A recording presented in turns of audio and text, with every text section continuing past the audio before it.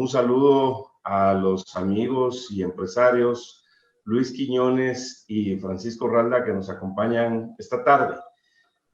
La economía es sumamente importante. Hoy vemos que esta pandemia mundial está afectando a Guatemala, a Estados Unidos y al mundo, y por eso en Inversión y Desarrollo decidimos hacer este panel con dos connotados conferencistas internacionales. Sabemos que Estados Unidos está pasando una situación crítica, que es el país con más infectados a nivel mundial, donde hay más fallecidos, y por eso decidimos invitar a el empresario estadounidense nacido en Guatemala, Luis Quiñones, un experto conferencista internacional que se ha graduado en Estados Unidos en el área de Administración de Empresas y Leyes también, es asesor principal a la Casa Blanca, es piloto también, ha estado en la Marina y podríamos leer un currículum muy amplio. Ha sido entrevistado en distintos medios a nivel internacional también. Así que, Luis, una cordial bienvenida a esta audiencia que está gustosa de escuchar cuál es el panorama que se vislumbra desde Estados Unidos, desde la Casa Blanca, y las acciones que están tomando para empezar a abrir la economía. Así que para ello te dejo en el uso de la palabra. Para dar una idea de las dos economías mundiales, en China el producto doméstico viene siendo alrededor de 22.367 billones de dólares, comparado a los Estados Unidos en un 21.000. O sea que China hasta en el momento ha sido el más alto, el que más produce. Pero la diferencia es que nosotros tenemos de entrada por casa 62.300 dólares, comparado a la población de China, donde aproximadamente tienen una entrada de 12.472 dólares. O sea que imagínate que el poder adquisitivo que tenemos en Estados Unidos, a pesar de que ahora estamos segundo en producir, estamos mejor preparados para poder cobrar y mantener a una gente más educada, más acostumbrada al mercadeo. En China todavía no han llegado a ese nivel. En poder adquisitivo del sistema interno, donde es que el dinero te llega más lejos en realidad es en Suiza, porque en Suiza estás hablando de un 134, segundo Estados Unidos 128. China llega aproximadamente al número 69, porque allá es 42 dólares prácticamente lo que tendría en el poder adquisitivo. En relación a lo que es la población total, en China hay más de 1.400.000.000, o sea, 1.438.000.000 de chinos. En todo el continente de América hay 982.000, o sea, 282 millones de personas. O sea que no le llegamos al billón todavía, que somos todavía mucho menos que lo que tiene China. Pero sí tenemos más oportunidad de poder establecer pues el mercadeo necesario que se puede hacer. ¿Cómo es que estamos haciendo acá en Estados Unidos para tratar de mejorar las empresas y cómo ayudarles a ellas? Bueno, el gobierno de Estados Unidos ha pasado, la administración pidió aproximadamente 390.000 millones de dólares para ayudarle a las pequeñas empresas y darles el dinero para que ellos puedan cubrir 2 meses de salarios y gastos necesarios para correr el negocio. Si ellos usan el 75% de ese dinero para pagar salarios, entonces el préstamo se les perdona, ya no tienen que pagarlo. Hay otras formas donde si ellos tienen una emergencia y es una empresa pequeña, pueden pedir un préstamo de crisis de hasta 10.000 dólares, pero bueno, eso no te llega mucho. Y hay basado en lo que sean las cuentas por cobrar que pueden llegar hasta 250.000 dólares. Obviamente la gran mayoría llegó a pedir el dinero por lo que le llamamos nosotros en la protección del salario, que es lo que en realidad se trató de hacer, era proteger al salario que teníamos para no tener tanta gente desempleada. Imagínate que antes, en noviembre, el desempleo estaba a 3.8%. Ahora estamos hablando de 15%. La verdad política y la verdad actual son diferentes, como se imaginan. en realidad ya entramos en una depresión, porque la cantidad de dinero que se ha borrado en 2 semanas desde que se declaró fue la mitad de todo el capital que había en Estados Unidos se esfumó. La bolsa de valores perdió más de la mitad.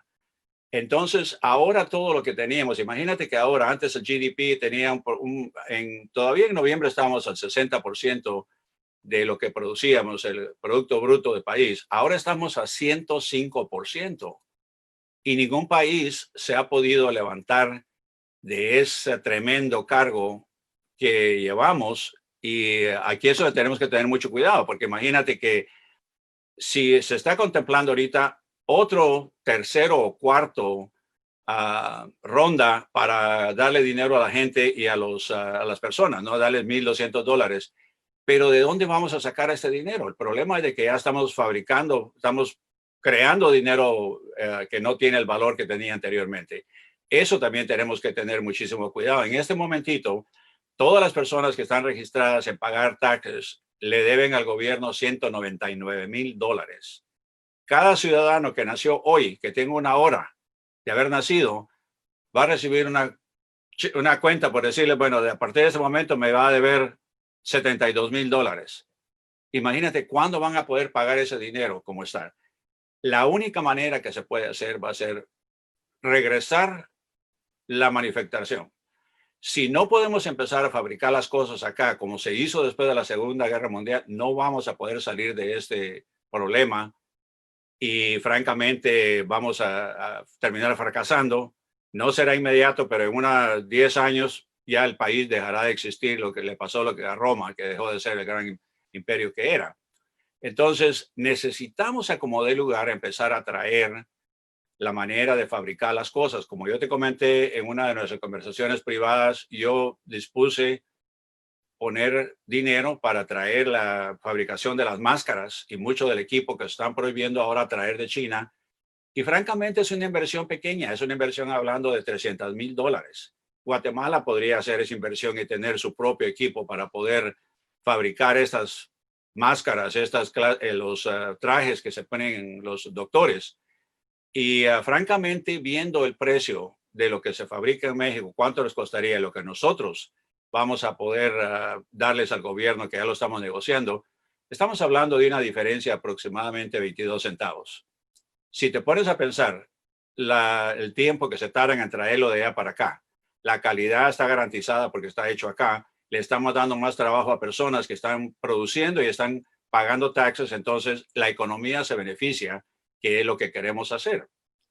Una cuestión de que yo estoy empujando mucho a los latinos y quisiera que ustedes ayudaran a hacer eso, es de que va a haber dinero para poder restablecer la fabricación, para que traer las máquinas para poder fabricar cosas en Estados Unidos. Y me parece que sería muy aconsejante que ustedes le dijeran a la gente que nos están escuchando y a los que estén interesados en que apliquen y que se traten. Mira, el que no se tira al agua nunca va a saber. Que sueñen más alto de lo que ellos piensen que pueden soñar, como lo hice yo, y decir, voy a tirarme a hacer algo, voy a empezar a hacer zapatos o voy a hacer cualquier otro producto que se pueden hacer, porque sí se puede hacer. La forma en que yo veo acá es de que tenemos que salvar a las pequeñas empresas, porque eso son los que producen 75% de todos los trabajos en Estados Unidos. No son las grandes corporaciones, ni Ford, ni GM, ni ninguno de ellos, no, que son las pequeñas empresas las que están produciendo los trabajos que necesitamos que sigan haciéndolo y no podemos permitir que creen. Todo va a depender si la gente tiene la inteligencia para entender de que tienen que ponerse las máscaras, la distancia que tienen que mantenerlo, todas las cosas que se les está diciendo que sigan. Si no lo hacemos, entonces puede que regresemos otra vez a una segunda epidemia que sería mucho peor que la que tenemos ahora. Y como te digo, que no crean que esto se va a solucionar con una vacuna, porque este virus ya cambió su forma genética 30 veces. Así que no van a poder encontrar una vacuna. Encuentran a una clase, pero ya cambió y la nos va a afectar. Recordemos una cosa, no tenemos una clase de cura para el catarro común todavía. En toda la historia no hemos tenido. Tenemos medicinas que nos pueden ayudar a quitarnos la fiebre, la tos, el estornudo, pero que nos pueda curar, no lo existe. Entonces, recordemos eso, que no pongamos nuestra esperanza en que va a haber una varita mágica y va a ser una vacuna o una píldora que nos va a salvar, porque no lo va a existir. Va a ser una especie de cosas que, francamente, lo que digan que la temperatura va a cambiar y va a parar la infección, no lo creo, porque si fuera cierto, entonces no tendríamos esta crisis en la Florida. La Florida ahora está teniendo temperaturas extremadamente altas de 98 grados, 95, que es abnormal en esta época. Sin embargo, el número de contagios y las muertes continúan. Entonces, ¿que la temperatura va a ser un efecto? No. Realmente estamos viendo de que esto es una situación de que nadie lo ha enfrentado. Yo he dado pláticas sobre la situación, si fue en realidad un virus que fue manipulado y que se le salió de la mano, o que espero en Dios que no haya sido metido a la sociedad intencionalmente, como muchos acusan, porque eso nos llevaría a otros extremos donde no nos quisiera pensar a dónde llegaríamos en ese punto. Pero yo creo que, como te digo, ahorita hay que ver que los que han sido damnificados más han sido las personas que están aquí de forma irregular, indocumentados, porque ellos no pueden ir a pedir un desempleo, ayuda de desempleo, no pueden recibir los $1,200 del bono de la crisis que están recibiendo. Eso significa que los países que han estado dependiendo de estas remesas van a tener un impacto mayor, porque imagínate, los billones de dólares que recibe Guatemala en este momento, si sigue de la manera que está, no van a llegar. ¿Qué va a suceder en el país? La crisis también se va a poner mucho más aguda para ustedes, que ha sido lo que nosotros siempre hemos dicho, que la economía dependiente de remesas no conviene, no es conveniente, porque tarde o temprano puede suceder algo que les va a afectar y el consumismo no se va a volver en producción a menos que la gente lo quiera hacer desde un principio. Bueno, muchas gracias, Luis, por esta exposición. Nos vas a seguir acompañando desde el estado de Virginia, en Estados Unidos.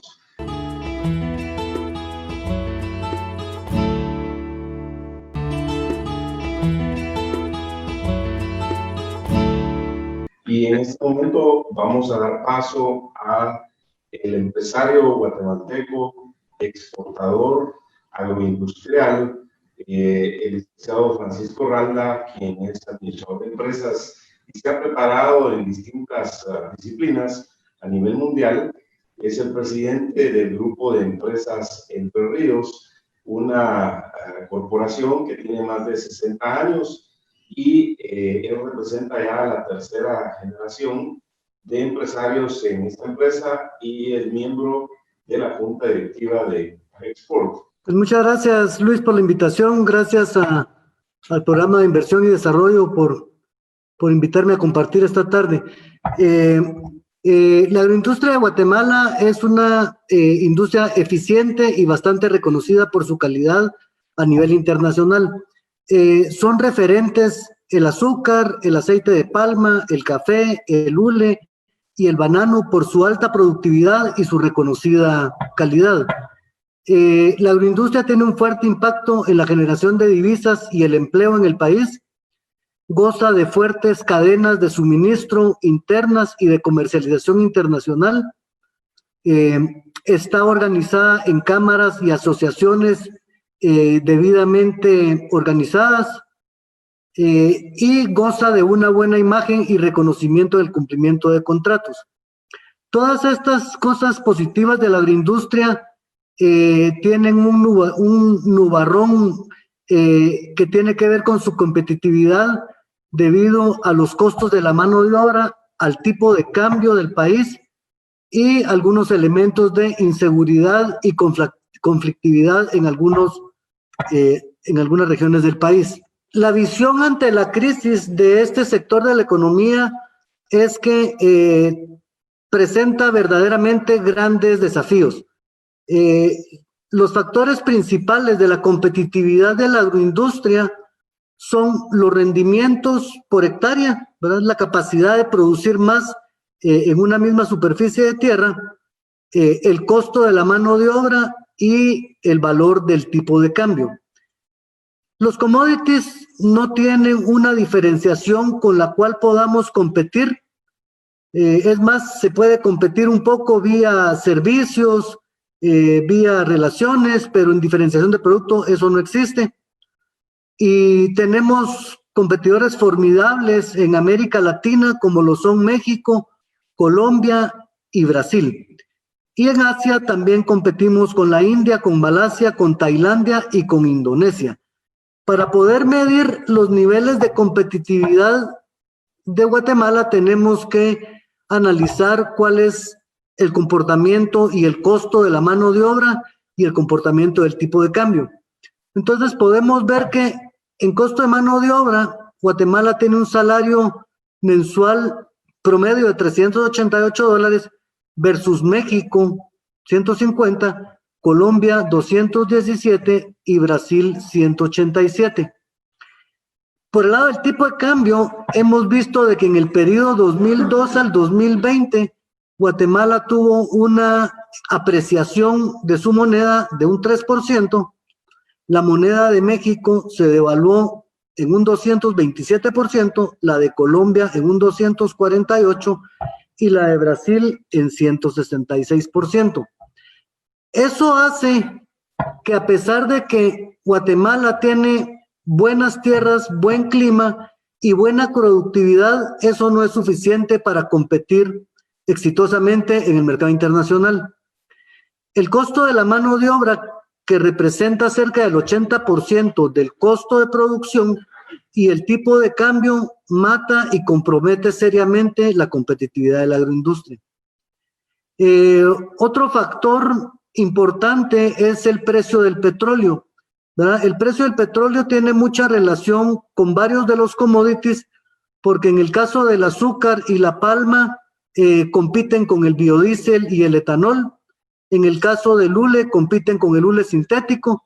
Y entonces el precio del petróleo no se ve que se vaya a recuperar hasta que se recupere la demanda.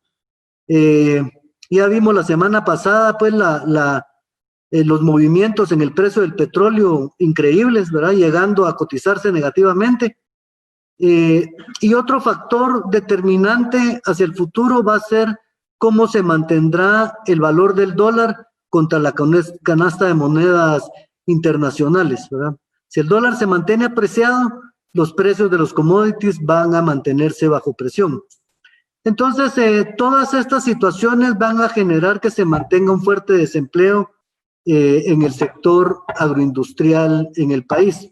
Bueno, el segundo tema, las estrategias que habíamos seguido en nuestro grupo para poder, digamos, sobrepasar y sobrevivir a esta situación complicada de mercado. Nuestro grupo se dedica desde hace más de 60 años a la agroindustria del hule natural y nuestra misión es agregarle el mayor valor posible a los productos y subproductos del hule, del árbol.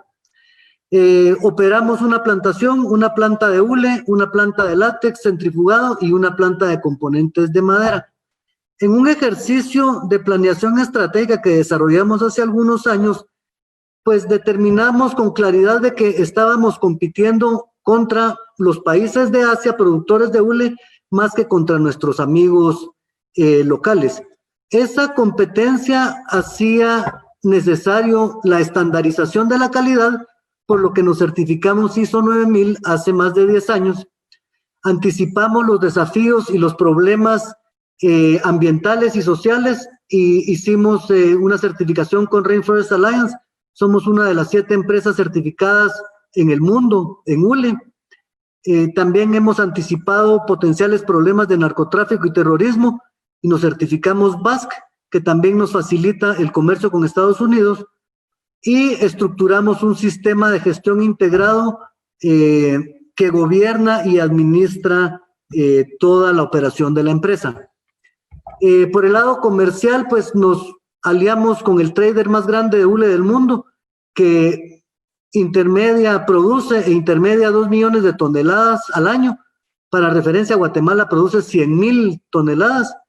Esta relación nos ha dado la oportunidad de seguir operando mientras la industria consumidora de hule ha estado parqueada. También en el área de diversificación, hace 6 años desarrollamos la industria de madera del árbol de hule. Para darles una referencia, aquí hay 40 millones de árboles sembrados de los que se botan, digamos, 1 millón de árboles al año, se hacen leña, y aprendimos de que en Malasia, siendo el 5º exportador de muebles más grande del mundo, el 70% de sus muebles son de madera de hule. Entonces desarrollamos una estrategia muy simple que se basaba en utilizar materia prima abundante y subvaluada, transformarla en partes para la industria del mueble en Estados Unidos. O sea, no nos propusimos hacer muebles, sino hacer componentes, y tomar algunos de los contratos que Estados Unidos tenía con Vietnam, China y Malasia. Luego tenemos ahí planes pendientes de industrialización de látex, ¿verdad? El látex tiene una cadena de suministro bastante ineficiente porque transporta 40% de agua, y tenemos una tarea pendiente ahí en relanzar un proyecto de industrialización. Y en el área de consultoría hemos montado un par de plantas de látex en Colombia, y vemos oportunidades de montar algunas más cuando los precios se recuperen. Bueno, en el área de innovación, pues también el año pasado establecimos el Departamento de Innovación. Trabajamos en 2 áreas principalmente: internamente en programas anuales de proyectos de mejora en todas las áreas de la empresa, y externamente en el desarrollo de nuevos productos, tanto en el área de campo como de látex, como de hule y de madera.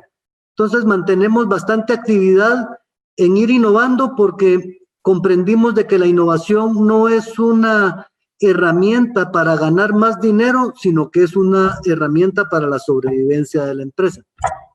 Muchas gracias nuevamente por la invitación. Muchas gracias, Francisco. Al igual que Luis, excelentes expositores. Y finalmente quisiera resumir de una forma muy concreta. Luis Quiñones nos ha hablado de la caída de la economía, de la bolsa de valores, una crisis muy aguda, de que tenemos que enfocarnos en fabricar acá. Tenemos que industrializar más el país. Por ejemplo, ya que Francisco nos daba su experiencia en el área de hule, aquí deberíamos de traer plantas que puedan hacer los neumáticos, deberíamos de traer plantas que hagan los globos, los guantes, los condones. Qué bueno que vamos a hacer las mascarillas acá.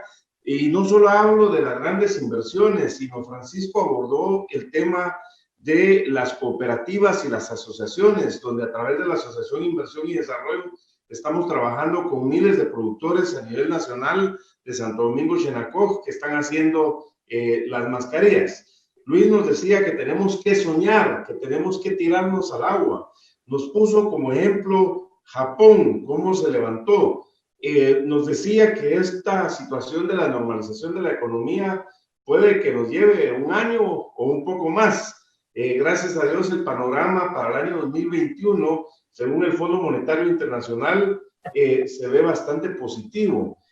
Tanto Luis como Francisco coincidían en que tenemos que hacer ese distanciamiento social, la utilización de las mascarillas, tenemos que usar los protocolos de salud preventiva y, por supuesto, ser muy estrictos en nuestras empresas para que la gente utilice todas estas medidas. También nos habló del tema de que están las elecciones en Estados Unidos pronto, en noviembre. Ese es otro tema aparte que en su momento te invitaremos, Luis, a compartir, que seguramente será de mucho interés en nuestra audiencia.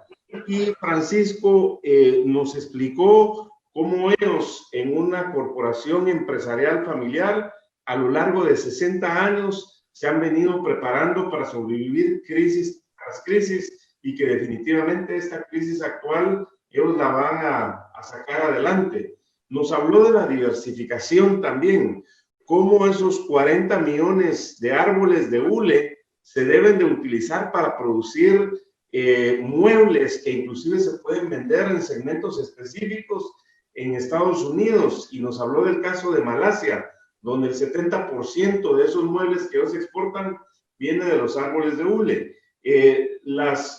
La importancia de las medidas sanitarias que llegaron para quedarse también.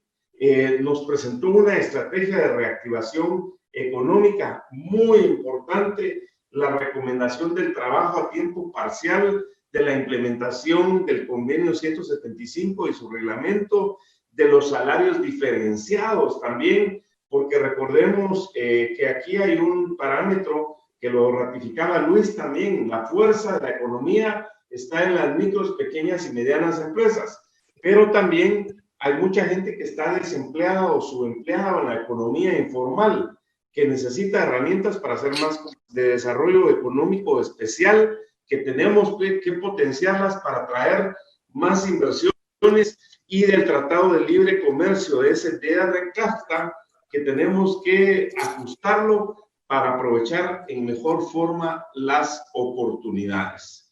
Sun Tzu dice en El arte de la guerra que toda crisis representa una gran oportunidad. Así que, estimados panelistas, amigos, empresarios, colegas, Luis Quiñones, que nos ha acompañado desde Virginia, Estados Unidos, muchas gracias por haber estado en Inversión y Desarrollo. Francisco Ra, empresario agroindustrial, muchas gracias también. Y a toda nuestra audiencia que nos ha seguido por Facebook Live y por Zoom, muchas gracias. Los esperamos en una próxima semana en un panel del cual será muy interesante. Así que hasta pronto. Gracias a Dios hemos cumplido con la agenda y muchas bendiciones para cada uno de ustedes. Lleno de vida, me siento orgulloso de ti cuando pienso